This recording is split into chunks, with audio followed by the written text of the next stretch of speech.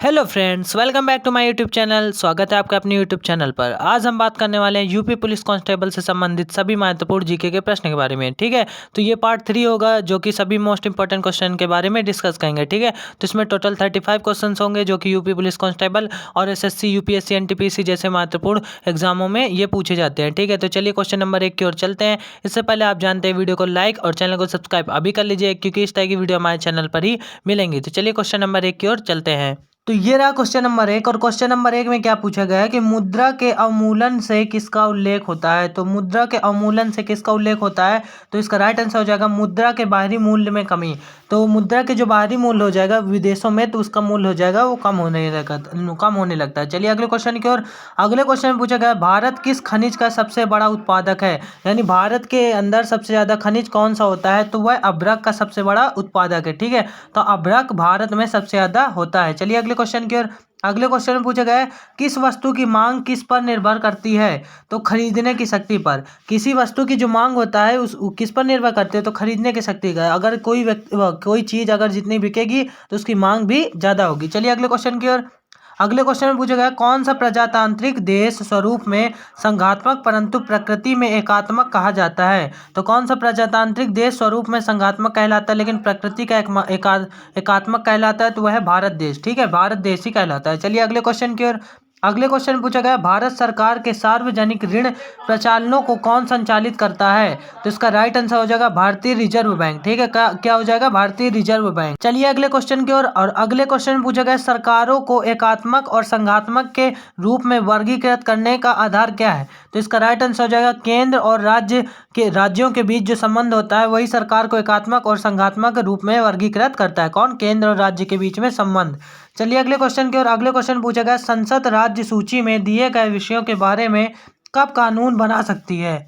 तो कब कानून बना सकती है संसद, तो इसका राइट आंसर हो जाएगा जब दो या अधिक राज्यों के अनुरोध पर। जब दो राज्य अनुरोध करेंगे किसी चीज के ऊपर, तो संसद राज्य सूची में दिए गए विषयों के बारे में कानून बना सकती है। चलिए अगले क्वेश्चन की ओर।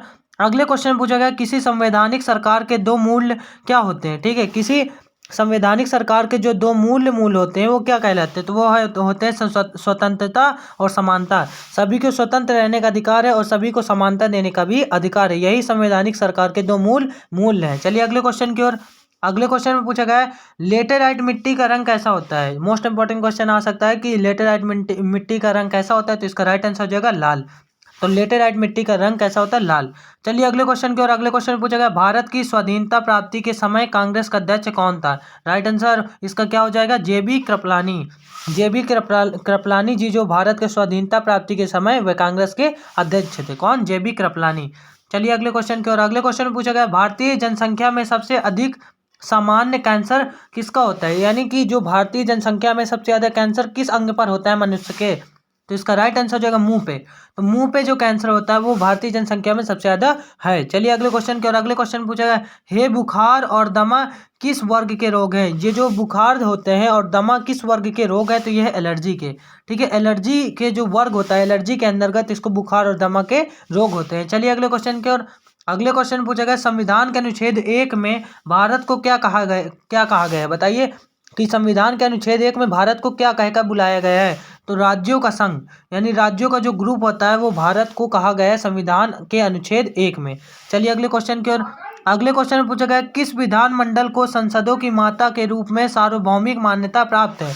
किस विधानमंडल को सांसदों की माता के रूप में सार्वभौमिक मान्यता प्राप्त है, तो है ब्रिटिश संसद। ब्रिटिश संसद को सार्वभौमिक मान्यता प्राप्त है। चलिए अगले क्वेश्चन की ओर। अगले क्वेश्चन में पूछा गया, अभिक्रिया में एक उत्प्रेरक का कार्य क्या होता है। बताइए, अभिक्रिया में एक उत्प्रेरक जब कार्य करता है तो उसका कार्य क्या होता है, तो अभिक्रिया के दर को बढ़ाता है। अभिक्रिया के दर को बढ़ाने का कार्य होता है अभिक्रिया में एक उत्प्रेरक का। चलिए अगले क्वेश्चन की ओर। अगले क्वेश्चन में पूछा गया, फासिस्टवाद किसमें विश्वास रखता है। फासिस्टवाद जो होता है वो किसमें विश्वास रखता है, तो वह जाति की श्रेष्ठता, यानी जिस जाति की श्रेष्ठता ज्यादा होगी उसमें फासिस्टवाद पाया जाता है। चलिए अगले क्वेश्चन की ओर। अगले क्वेश्चन में पूछेगा, सुल्तानापुर अभयारण्य किस राज्य में स्थित है। तो जो सुल्तानापुर अभयारण्य है वो किस राज्य में स्थित है, तो इसका राइट आंसर हो जाएगा हरियाणा में। जो सुल्तानपुर अभयारण्य है वो किस राज्य में स्थित है? तो ये हरियाणा में स्थित है। चलिए अगले क्वेश्चन की और अगले क्वेश्चन में पूछा गया नीदरलैंड का पुराना नाम क्या था? तो इसका मोस्ट इंपॉर्टेंट क्वेश्चन हो सकता है कि नीदरलैंड का पुराना नाम क्या था? तो इसका राइट आंसर हो जाएगा हॉलैंड। तो नीदरलैंड को पहले हॉलैंड के नाम से जाना जाता था। चलिए अगले क्वेश्चन की और अगले क्वेश्चन में पूछेगा कार बैटरी में कौन सा अम्ल इस्तेमाल किया जाता है? इंपॉर्टेंट क्वेश्चन है कि कारों में जो बैटरी इस्तेमाल की जाती है उसमें कौन सा अम्ल उपयोग किया जाता है? तो राइट आंसर हो जाएगा सल्फ्यूरिक अम्ल। तो कार की बैटरी में कौन सा अम्ल उपयोग किया जाता है? सल्फ्यूरिक अम्ल। चलिए अगले क्वेश्चन की ओर अगले क्वेश्चन में पूछा गया पेड़ ऊर्जा का कौन सा कैसा स्रोत है, यानी कौन सा स्रोत है? तो नवीकरणीय स्रोत है, पेड़ ऊर्जा का नवीकरणीय स्रोत है, याद रखिएगा, इंपॉर्टेंट क्वेश्चन है। चलिए अगले क्वेश्चन की और अगले क्वेश्चन पूछा गया प्राकृतिक मोम और लाख किस रूप में प्राप्त किए जाते हैं? जो प्राकृतिक मोम होता है और लाख किस रूप में प्राप्त किए जाते हैं? तो इसका राइट आंसर हो जाएगा कीड़ों के स्त्राव में, यानी कीड़ों के जो स्त्राव है तो प्राकृतिक मोम और लाख इसी रूप में प्राप्त किए जाते हैं। चलिए अगले क्वेश्चन की ओर अगले क्वेश्चन में पूछेगा अस्वच्छ सार्वजनिक मूत्रालयों के नजदीक एक खास तरह की गैस की बदबू आती है, यह गैस कौन सी होती है? जब भी आप किसी सार्वजनिक जैसे रेलवे स्टेशन हो गया, बस स्टैंड जाएंगे तो वहां पर जो वो टॉयलेट होते हैं वहां पर एक खास प्रकार की बदबू आती है, वो किसकी है, यानी कौन सी बदबू होती है? तो वह अमोनिया गैस होती है। ठीक है, जो वहां बदबू आती है वो अमोनिया के कारण आती है। तो राइट आंसर हो जाएगा अमोनिया। चलिए अगले क्वेश्चन की और अगले क्वेश्चन में पूछेगा चीन के करेंसी यानी मुद्रा का क्या कहलाता है, यानी चीन में कौन सी करेंसी चलती है?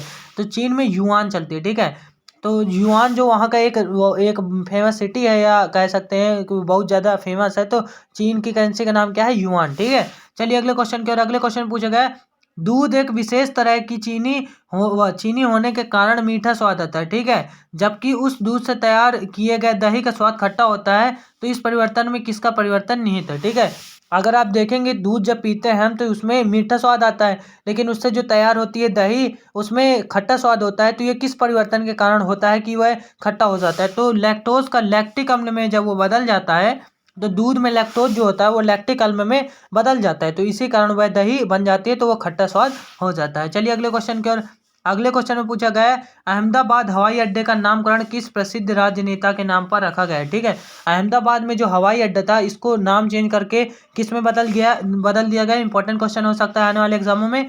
तो इसका राइट आंसर हो जाएगा सरदार वल्लभ भाई पटेल के नाम पर वो अहमदाबाद हवाई अड्डा जो था उसको बदल दिया गया, तो सरदार वल्लभ भाई पटेल के नाम पर रख दिया गया। ठीक है, अगले क्वेश्चन की ओर चलते हैं। अगले क्वेश्चन पूछा गया है making of the Mahatma film का निर्देशक कौन है? मेकिंग ऑफ महात्मा के फिल्म के जो प्रोड्यूसर उनका नाम क्या है? तो उनका नाम हो जाएगा श्याम बेनेगल। श्याम बेनेगल जी ने making of the Mahatma film film बनाई है। चलिए अगले क्वेश्चन की और अगले क्वेश्चन पूछा गया है राष्ट्रपति के निर्वाचन को चुनौती कहाँ दी जा सकती है? राष्ट्रपति को निर्वाचन में होती है वहाँ चुनौती कहाँ दी जा सकती है? जब राष्ट्रपति का चुनाव होता है तो हम कहाँ चुनौती जाकर दे सकते हैं? तो इसका राइट आंसर हो जाएगा सुप्रीम कोर्ट में, यानी कि उच्चतम न्यायालय में हम जाकर चुनौती दे सकते हैं कि राष्ट्रपति के चुनाव में कुछ धांधली हुई है, जैसा भी वहाँ का सिस्टम हो। चलिए अगले क्वेश्चन की और अगले क्वेश्चन में पूछेगा निर्वाचन आयोग किस प्रकार की संस्था है?